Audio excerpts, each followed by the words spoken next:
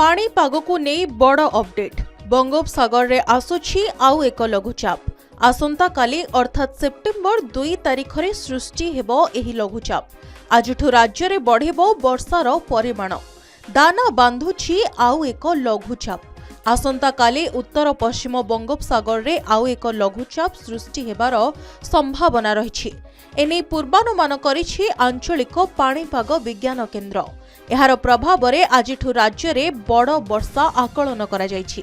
आज सारा राज्य पई येलो वार्निंग जारी करिछि पाणीपाग विभाग। सेही भଳି गोटिए लघुचाप परे पुणी सेप्टेम्बर रे द्वितीय सप्ताह रे आउ एक लघुचाप सृष्टि हेबार संभावना रहिछि एने भारतीय पाणीपाग विभाग आकलन करिछि। दुईटी लघुचाप प्रभाव रे वर्षार परिमाण बढ़िबो।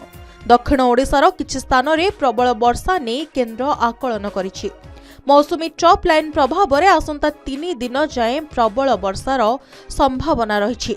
मौसुमी ट्रप लाइन बीकानेर ठारू गोपालपुर पर्यंत लंबिछि। यह क्रमशः पूर्व दक्षिण दिगरे केन्द्रीय बंगोपसागर आड़कू गति करुछि। प्रबलरू अति प्रबल वर्षा पाई कलाहांडी कंधमाल एवं कोरापुट को ऑरेंज अलर्ट जारी होइछि। रायगड़ा मालकानगिरी नवरंगपुर गजपति बलांगीर एवं नुआपड़ारे प्रबल वर्षा संभावना रहिछि। एही जिला गुड़िकरे वर्षा समय घंटा प्रति 30 रु 40 किलोमीटर बेगरे पवन बहिबार संभावना रहिछि। सेहीपरि आसंता काली अर्थात 2 तारिख रे कोरापुट मालकानगिरी नवरंगपुर और कलाहांडी पई ऑरेंज वार्निंग जारी होइछि।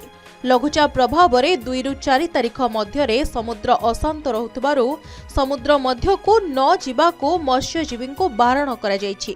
आसंता 5 तारिख सकाळ पर्यंत राज्य रे वर्षा जारी रहिबा नै आंचलिक पाणीपाग विज्ञान केन्द्र पक्षरु सूचना दिया जायछि। तेबे पाणीपाग को नै आउ एक बड़ अपडेट दैछि पाणीपाग विभाग। आसुछि दुईटी लघुचाप राज्य रे पुणी बढ़िबो वर्षार परिमाण। चलित मासरे भल वर्षा हेबा नै आकलन करा जायछि। ब्यूरो रिपोर्ट के न्यूज ओडिशा।